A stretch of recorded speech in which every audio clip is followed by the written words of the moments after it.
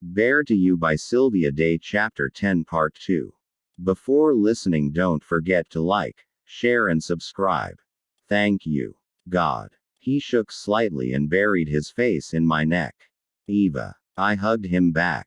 He was fresh from a shower, making me achingly aware of my need for one. I can't be here, he said hoarsely, pulling back to cup my face in his hands.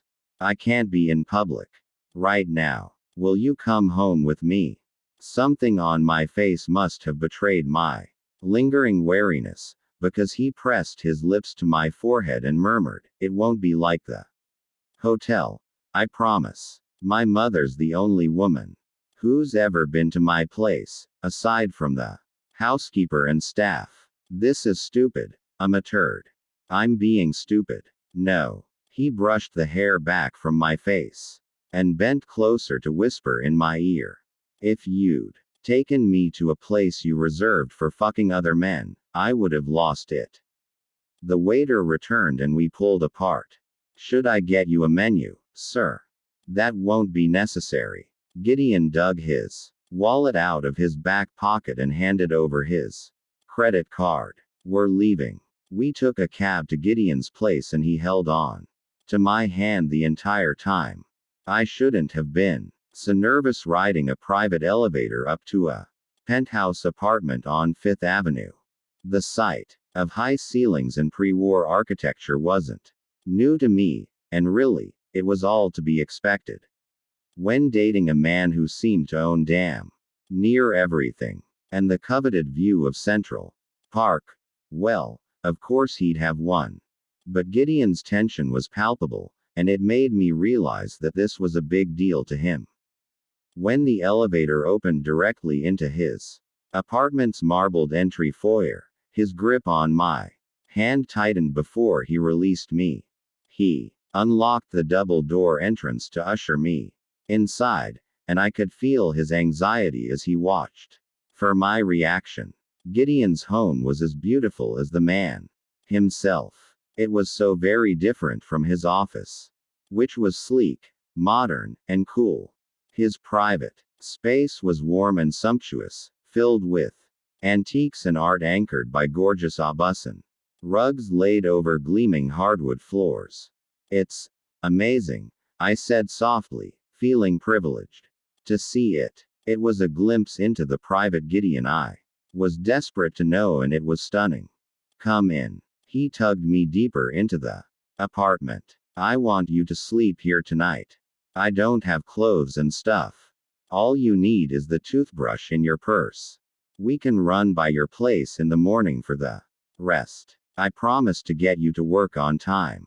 He pulled me into him and set his chin on the crown of my head. "I'd really like you to stay, Eva. I don't blame you for running, but it scared the hell out of me. I need to hang on to you for a while. I need to be held." I pushed my hands under the back of his t-shirt to caress the silken hardness of his bare back. I could also use a shower. With his nose in my hair, he inhaled deeply. "I like you smelling like me." But he led me through the living room and down a hall to his bedroom. "Wow," I breathed when he flicked on the light. A massive sleigh bed dominated the space, the wood dark, which he seemed to prefer, and the linens a soft cream. The rest of the furnishings matched the bed and the accents were brushed gold. It was a warm, masculine space with no art on the walls to detract from the serene night view of Central Park and the magnificent residential buildings on the other side. My side of Manhattan.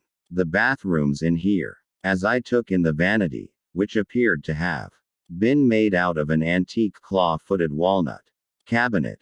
He pulled towels out of a companion armoire and set them out for me, moving with that confident sensual grace I admired so much.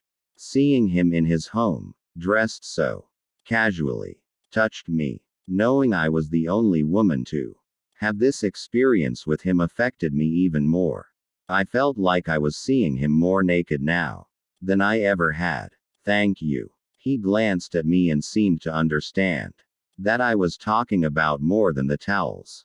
His stare burned through me. It feels good to have you here. I have no idea how I ended up like this, with you. But I really liked it. Does it matter? Gideon came to me, tilting my chin up to press a kiss to the tip of my nose. I'll lay out a t-shirt for you on the bed. Caviar and vodka sound good to you. Well, that's quite a step up from pizza. He smiled. Petrozans etc. I stand corrected. I smiled back. Several hundred steps up. I showered and dressed in the oversized Cross Industries shirt he laid out for me. Then I called Carrie to tell him I'd be out all night and give him a brief rundown about the hotel incident. He whistled. I'm not even sure what to say about that.